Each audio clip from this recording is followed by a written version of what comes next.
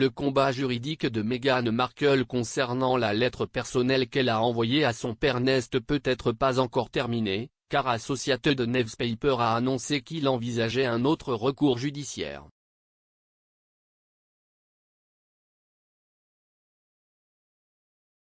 Meghan a publié une déclaration triomphale jeudi matin après que la Cour d'appel a statué en sa faveur en confirmant la décision du juge de la Haute Cour sur son affaire de confidentialité. Cependant, le défendeur dans l'affaire et éditeur de Mail Online et Mail on Sunday, Associated Newspaper, a annoncé dans un communiqué qu'il envisageait un recours devant la Cour suprême britannique. Le communiqué disait « Nous sommes très déçus par la décision de la Cour d'appel.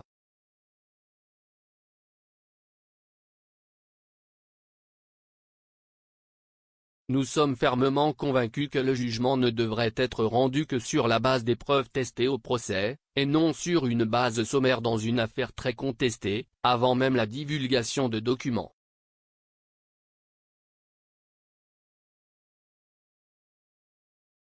Aucune preuve n'a été testée en contre-interrogatoire, comme il se doit, surtout lorsque le témoignage de M. Knopf soulève des questions quant à la crédibilité de la duchesse.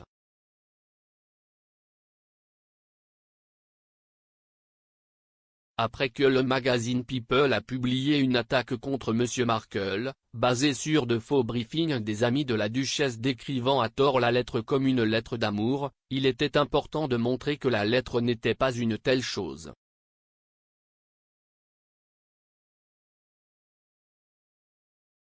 La lettre et le magazine People ont également sérieusement déformé les raisons de l'absence de M. Markle au mariage royal.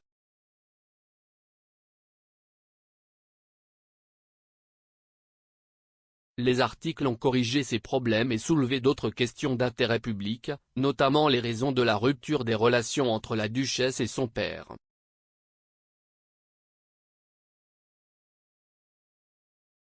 Nous envisageons un recours devant la Cour suprême du Royaume-Uni.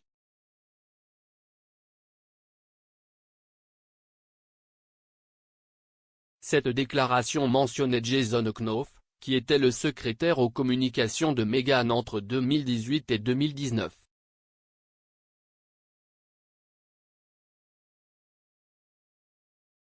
M. Knopf a été entendu en novembre par la Cour d'appel au moyen d'une déclaration écrite dans laquelle il affirmait que Meghan avait écrit la lettre à son ex-père Thomas Markle SNR en août 2018, étant entendu qu'elle pourrait être divulguée.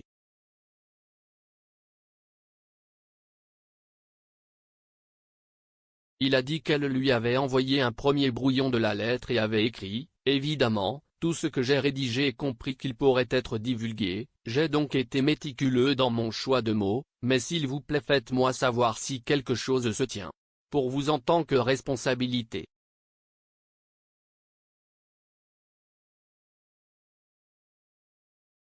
Entre autres affirmations faites par M. Knopf dans sa déclaration, l'ancienne secrétaire royale aux communications a expliqué en partageant un échange de textes avec la duchesse comment Meghan a choisi d'appeler son père papa dans sa lettre car elle ne l'avait jamais appelé de cette manière. Et dans le cas malheureux où il fuirait, cela tirerait sur les cordes sensibles.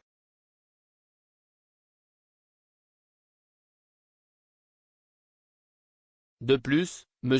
Knopf a déclaré que Meghan avait délibérément terminé chaque page à mi-chemin d'une phrase afin qu'aucune page ne puisse être faussement présentée comme la fin de la lettre.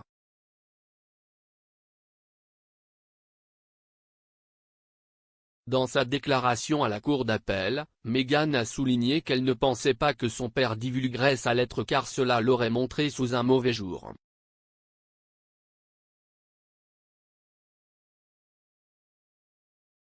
Niant qu'elle pensait qu'il était probable que sa lettre entrerait dans la sphère publique, elle a déclaré qu'elle avait simplement reconnu que c'était une possibilité.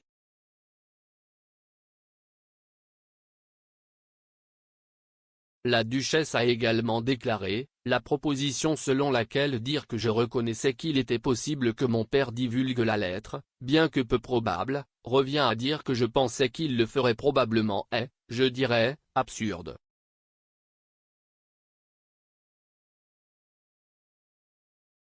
La duchesse a déclaré que l'échange de SMS montrait qu'elle avait fait des efforts considérables pour s'assurer que la lettre n'allait qu'à mon père.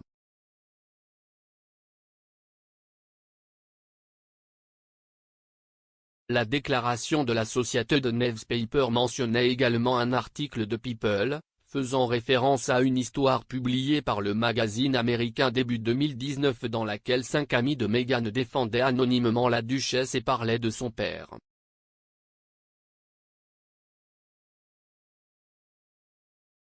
Le Mail Online et le Mail on Sunday ont ensuite publié, en février 2019, des extraits de la lettre privée et personnelle de la duchesse à Monsieur Markle sur 5 articles.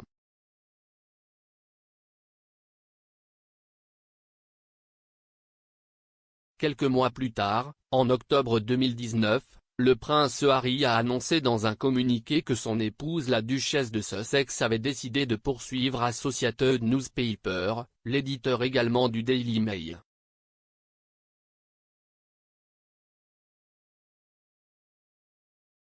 Meghan a affirmé que les articles de l'Associated Newspaper contenant sa lettre avaient abusé de ses informations privées, violé ses droits d'auteur et violé la loi sur la protection des données.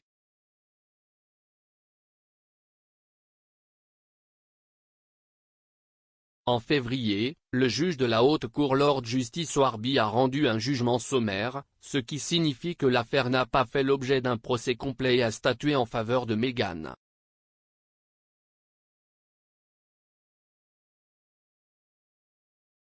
Lord Justice Warby a déclaré que la publication de ces extraits avait été manifestement excessive et donc illégale.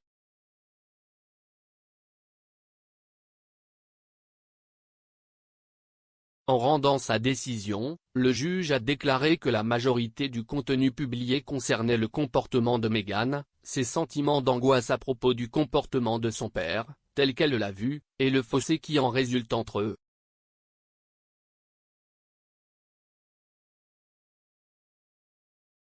Il a ajouté, ce sont des questions intrinsèquement privées et personnelles.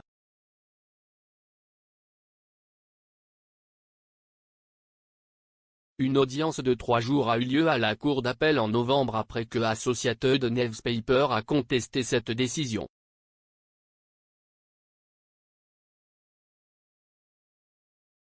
Cependant, jeudi matin, les juges Sir Geoffrey Vaux, Dame Victoria Sharp et Lord Justice Bean ont rejeté l'appel de l'éditeur dans une décision.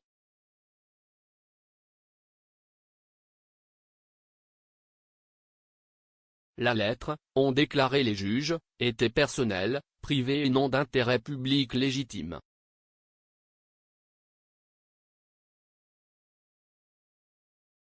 En lisant un résumé de leur décision, Sir Geoffrey a déclaré, il était difficile de voir quelles preuves auraient pu être produites au procès qui auraient changé la situation.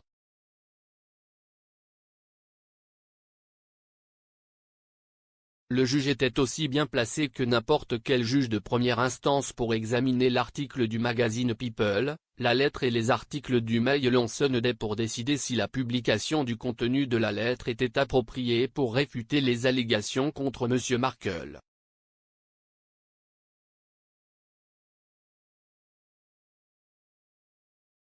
Le juge avait décidé à juste titre que, même s'il aurait pu être proportionné de publier une très petite partie de la lettre à cette fin, il n'était pas nécessaire de publier la moitié du contenu de la lettre comme l'avait fait l'ANL.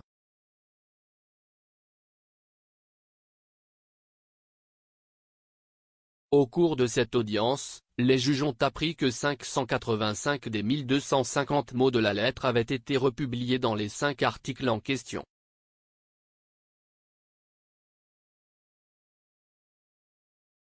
Meghan a publié une déclaration ferme à la suite de cette décision, déclarant « C'est une victoire non seulement pour moi, mais pour tous ceux qui ont déjà eu peur de défendre ce qui est juste. »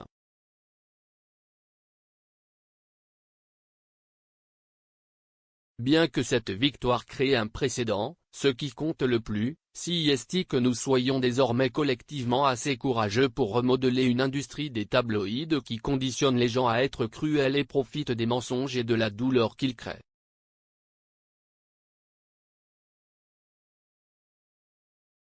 Dès le premier jour, j'ai traité ce procès comme une mesure importante du bien contre le mal.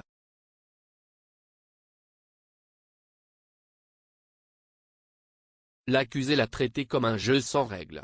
Plus il le traînait, plus il pouvait déformer les faits et manipuler le public, même pendant l'appel lui-même, rendant une affaire simple extraordinairement alambiquée afin de générer plus de gros titres et vendre plus de journaux, un modèle qui récompense le chaos au-dessus de la vérité.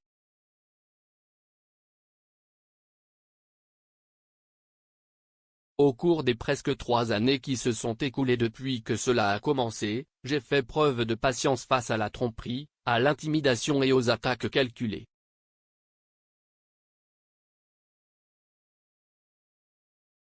Aujourd'hui, les tribunaux ont statué en ma faveur, encore une fois, confirmant que The Mail on Sunday, propriété de Lord Jonathan Rothermere, a enfreint la loi.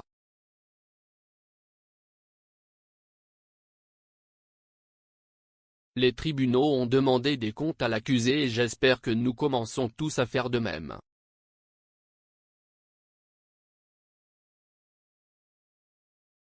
Parce qu'aussi éloigné que cela puisse paraître de votre vie personnelle, ce n'est pas le cas. Demain, ce pourrait être vous.